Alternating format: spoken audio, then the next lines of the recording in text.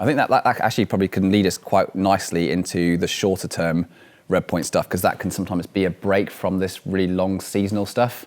But in terms of the kind of that long sieging, long-term Redpoint stuff, we hope that what me and Ella have talked about there has been useful to you and you found that interesting. We're always happy to see in the comments as well if you have other additional topics that you'd like covered in that area or you've got questions in it. I quite often go onto YouTube and answer those questions, so very happy for you to put additional questions in on the comments below, and I'll try and get to those in addition. But I think we can probably move on to the next part of this video or series to do with redpointing. And that question now is short-term redpointing. So we've got 1 to 2 weeks on a trip. You're working on a route redpoint, a boulder redpoint. You've probably got anywhere between 6 to maybe 8 sessions, maybe 10 sessions. You're really good on skin and energy on 1 to 2 weeks. What do we think about the strategy, our tips? How would we deal with this?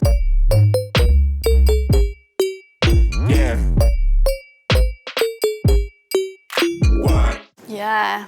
I mean, I've definitely been in that zone when in previous my life, I've had maybe 2-week trips a year to go away. So I've very much lived through that. And I think it is tricky because I think the first thing you need to do is work out what your goals and aims are for those trips. So setting expectations. Definitely managing expectations, because I think I've been guilty in the past of wanting to do everything. Because you work really hard, You've got a lot of hours in your job. I've been in that situation, and so you put a lot of emphasis on those 2 or 3 trips in the year, and it means you just want to run at everything. You get to Spain or wherever it is that your trip is, and you want to do a limit level redpoint. You want to do loads of quick ticks. You want to have good flash goes at things as well, and you want to on-site, and it's just as harsh as it sounds, it's just not realistic.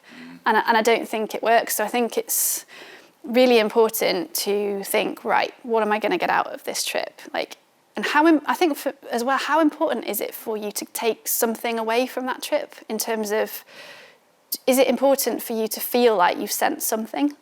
Because I think I've been in situations, or I've had clients who've been in situations where they haven't really thought about that. And then they've got partway through the trip and thought, crikey, I haven't sent this thing that I want to send, and I might not come away with anything, and that'll be really hard on my head. So I think if you think in advance, do I want, and I don't really like the term safety tick, but it gets banded around, doesn't it? A bit of something to get you settled into the trip that's, maybe 1 to 2 sessions or quite within your comfort zone. Sometimes can be quite a nice thing to do early on a short trip, so that then if you get on something else that's a bit harder and pushing you with a risk that you might not do it, that's okay.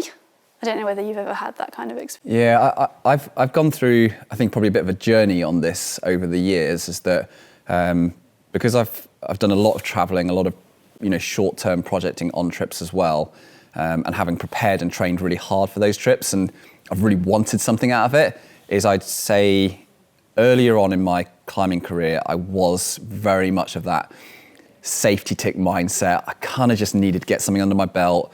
Often it was almost getting confidence that I could get my flow on rock, and I knew that I could get somewhere close to my limit. So I call that sort of like the last 5% band of performance. So I'd get into the groove quickly and early on that trip to do it. And then I would work on the larger scale thing, and I'd be prepared to, maybe walk away from it because I'd still had 1 or 2 good ticks earlier on the trip. Yeah.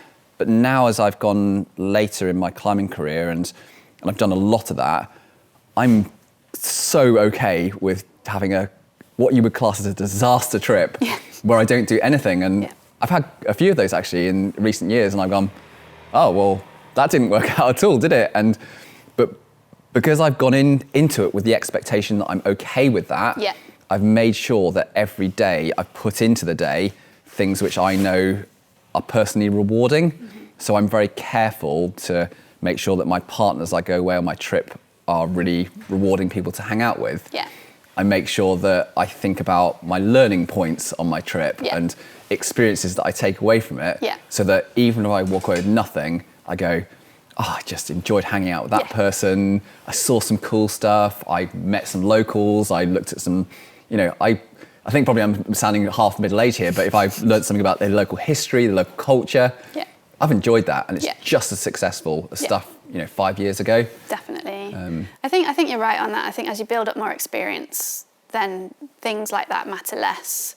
But I guess if it is going to bother you, and all the extra joy around climbing outside and with other people perhaps isn't quite enough for you at your point of climbing, then really do make a conscious decision over what you're going to get on. It could be if you've only got a week, and I've done this before, I've gone out to scope something, but I've gone out knowing I'm only going to scope. I'm going to get on something that's too hard for me at this point in time and see how it is, and then come back for another week trip later on.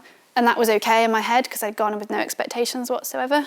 But equally, I think if you do want to do a volume and you've only got 1 to 2 weeks, then maybe think about working out what that level is for you. And it might be lower than you want it to be. Yeah. But if you've built up a volume of experience, sort of like middle of your pyramid rather than necessarily a top end, then that's going to do a lot of good for your climbing as well.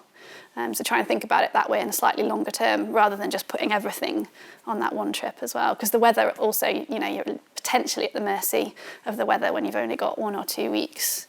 So yeah, I think trying not to let it be the be all and end all when you've got only those short windows of time, and manage those expectations is really valuable. Yeah. So if I, let's say me and you, we've gone away on a trip. We never go away on trips, but we've gone away on a trip together. I know, we went to Chile in February. Actually, we did go away on one trip together, didn't we? For 3 did we climb days. together? Once, I think, one day, yeah. Oh, did we? Yeah. Was it a disaster and then we never climbed again? I can't quite remember. I don't think it was a disaster. We both climbed a route second go. Oh, did we? Yeah. Ah. Team Ella and Tom, yes. We both looked really shaky on it. Did we? But it doesn't matter, nobody was there. Yeah, oh, that's good.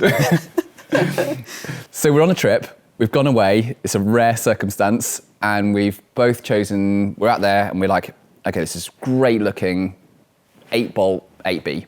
Yeah. And we think that we can tick this in our 2-week trip. Yeah. And let's say we guesstimate 3 to 4 sessions per week. So somewhere between 6 and 8 sessions, depending on skin and energy and all those sort of things. Where do you start? Like, we've just turned up at the crag, great looking 8B. What happens first? Well, I guess for me it depends on, is that crag one where I'm used to the style? Have I done anything recently that means that I'm quite familiar with rock and moving quite well? Because if the answer is yes, then I don't really have much of an issue with getting straight on it and working out the moves and seeing what I'm up against. Whereas if I'm straight out of a winter of training and it's been mostly indoors, as it often is in the UK, I'll just want to get into the flow of climbing a little bit. So I might consciously spend a bit of time getting on warm-up sort of level routes where there's no pressure whatsoever, and then put some time into the route. It's always a balance. You don't want to do that too much, because then if you get on the route a bit too late and you haven't given yourself enough of a window. One thing I've sort of done in the past with that is day 1, get on the route, see what you're up against, get on the moves, but then day 2, perhaps just focus on a bit of getting into the headspace of climbing outside again, doing things that are zero pressure, etc., that are well within you. But then I think it's making sure you don't do that. I think it can be quite easy to think day 1 on the proj, day 2 getting on other things, day 3 rest, repeat.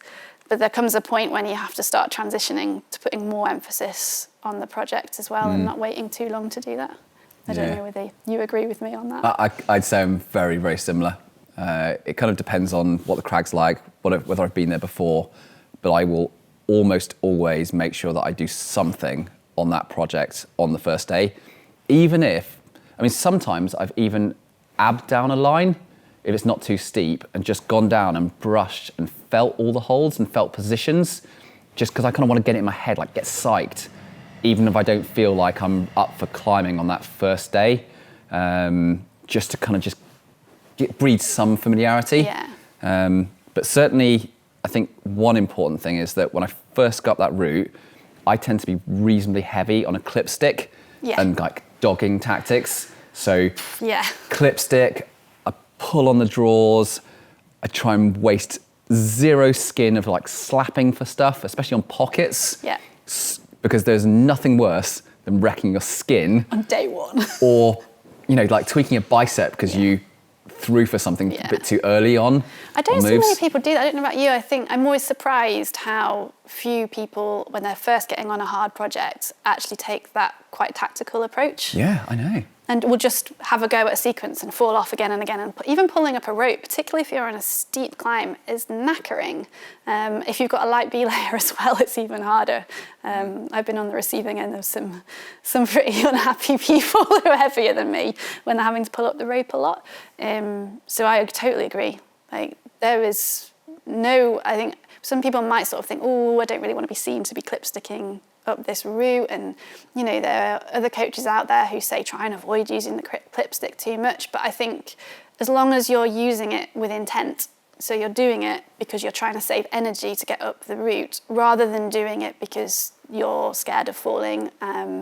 So, you know, obviously on easier level routes you might deliberately not take your clip stick because you want to push through and you want to get your head used to pushing above bolts when you don't know the terrain. But on a limit level Redpoint, makes such a lot of sense, and it'll save you so much energy. And for me, when it comes to the falling and, you know, exposure and things like that element of the climbing, and I always struggle this with the trips unless I've been literally climbing 4 or 5 days a week leading up until the trip, is that I tend to split that out into, I'll do my falling and exposure working early on in the trip on the warm-ups and like really easy grade, just to kind of get that terrain done.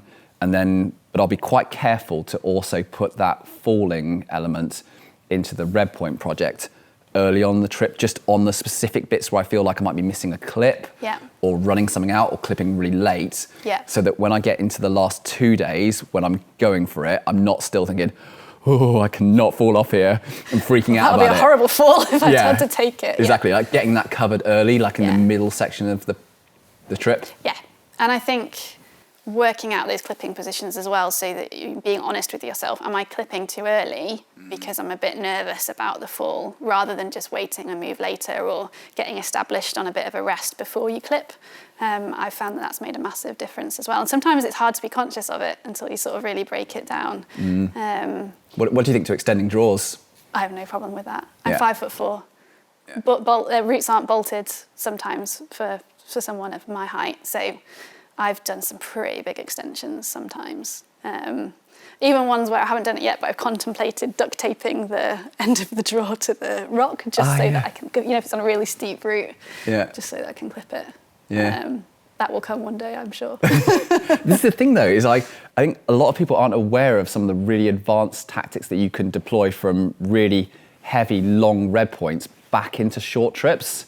Like I've done stuff around having like the rope, so I work out like the weight of the rope and how hard it is to pull it up for things, and I'll adjust the length of my draws so that I have barely any rope to drag up on stuff, not because I want to get a different clipping position in terms of how the climbing's going, but just how much effort it is to pull the rope up. And it sort of sounds like the sort of thing you do only on very long-term projects, but if you take your time on a short trip project, you can get the same stuff done. And it takes no effort to do that, because you can just be clipped in on a rope and you can ask your partner to lower you down, you can play around with distances, and you can do all of that. So you don't waste any energy. You're literally just using time and fun, hopefully, whilst you're away on a trip to work out those advanced tactics. That, and remembering which way the gate is ideal for you as well. That makes such a difference. Definitely. And I think other little tactics as well, just, you know, have you got the right sequence? Have you used the right footholds? It sounds obvious, but sometimes I think when you're on a short trip, it can be tempting to think, oh, I can do that sequence. I've done it. I've not got much time, so that's it. That's done in my head. I'm going to just roll with it. I think spending that extra little bit of, this is my preference, and I know there are others that I'll talk about who take a different approach, but for me, I think it makes sense if you're going to spend, if you've got this hypothetical 8B, there's 8 bolts and you've got 2 weeks to try and do it, it makes sense to make sure that you have got the right resting positions. You know, are there any knee scums that might help you? Are there any knee bars? You know, how long do you want to spend in that rest? I think that's a massive one as well, because there's some rests where you only have like a limited window of time before you're just dropping off again. But then there are other rests where you can camp out, and it's about not getting too cold in them. I'd say working the rests. Yeah. People don't do that enough. Nope. Gotta work the rests. Yeah. You'll be amazed at how much that will improve. Yeah. Oh yeah, completely. You can almost feel like you got stronger and fitter in the middle of the trip by just working a rest. It's suddenly, it's really freaky how much, I'm still actually surprised about that this many years later. Just how much it makes a difference. How much it improves. Yeah, yeah. It's like relaxation, how you control your breathing, how you drag your skin on the hold, differences in hip position. Yeah. It's fascinating. Yeah, yeah. I think it's sort of underused as well as a tactic. Yeah. But I think the other sort of style of red pointing that some people just prefer was what I call fudge pointing. Yeah. Where perhaps, unlike myself, you might not work the route as much, and you might think, right, I've got my beta, I'm going to have more fun if I start having goes earlier. And I think the potential advantage of that is that you send the route fairly early on in the trip, and then you can move on to something else. But I think it's also a bit of a gamble, because it means that you might not do it because you haven't worked it and you haven't got the beta that you want. So I think some people's personalities, I think, just want the fun and the uncertainty of, you know, giving it a go when they're not entirely comfortable or can't quite remember all their micro beta, or they haven't established it. But I'm definitely in the be prepared camp. Yeah. How about you? I would probably say that people who tend to rush stuff and go too quickly should be better at doing the more heavily refined red point strategy and trying that out more. And then the people that are always just never want to go for anything until you've got it utterly refined should go for more fudge pointing and just messy red point, making mistakes and getting familiar with that. Yeah. Like Pete, who I climb with, he's always complaining at me that I go for stuff too early. Oh, really? But I just love the mess. I think I appear quite strategic and very organised in some senses, but I also love just a bit of a disaster. Yeah. Because I find it funny to me. I don't know why I find it funny, because it's kind of dismaying when I fall off and don't get the route done. But I need to spend more time refining stuff perfectly on these trips. I'm actually very good at refining things to perfection at home, but on trips, I'm rushing. Do you find that you do that only on things that aren't truly at your limit, though? No. No, right, okay. Which is kind of poor, seeing as I'm supposed to know what I'm doing. Okay. But it's because of I think it just comes down to a personality thing. Yeah. I mean, you've probably seen that with me at work. I'm not scared of just going for something. Yeah. And often I know that other people in the Lattice team are like, Tom, you should probably just check that out a little bit more. But I'll just go for it because I don't mind. Yeah. And it's like a personality match-up. But you're right. I think it's always, if you can be aware that that's who you are, and then sometimes trying other approaches, then hopefully that will do you sort of good when it does come to real limit projects. And you can work out, oh, actually, no, today I'm going to be a little bit different in my approach. Yeah. Okay, quick fire to finish. Oh my gosh. And these are just quick fire questions. You ready? Okay. Okay, liquid chalk or normal chalk? Normal. Liquid makes my skin sore. Okay, clip stick or one of those massive long stiff drawers that you can wing into the drawer? Always a clip stick. It's more versatile. Okay, lightweight harness or heavy harness with more loops and options to hang stuff off you? I have two. I have one for working and one for red pointing. Oh, good answer. Take out two. Thin rope or thick rope for confidence? Thick rope for working, because it's likely to get trashed, and thin rope for when I'm on red point. So I take two ropes. Okay. You can tell what kind of person I am. Yep, I like this. Thick, chunky quick draws or thin, ultra light quick draws? Oh, for red pointing, thick and chunky. As long as I'm not putting them in on the red point. So if I'm going on a trip, I might leave them in there for the duration of the trip, unless there's in situs. Yeah. And first clip pre-clipped or first and second clip pre-clipped? Generally first, but depends on the route. If there's a deck potential and everyone clips the second, then I have no qualms about doing that. Yeah. Brilliant. Bit more insight into Ella's brain. Love it. Should I do it back to you? No, don't ask me. I'll say all sorts of controversial things. I'll get myself into trouble. Okay, well, I think that sort of takes us to the end there. So we hope that you've really enjoyed that chat about Redpointing projecting, and you've learned something new. Always drop stuff into the comments if you want to know more, or you want more feedback to things that you'd like us to do differently or additional in the future. Don't forget to subscribe to the channel because then you can get notifications and you can see our latest content. We generally try and bring out a video at least twice a week. And otherwise, we'll see you again very soon.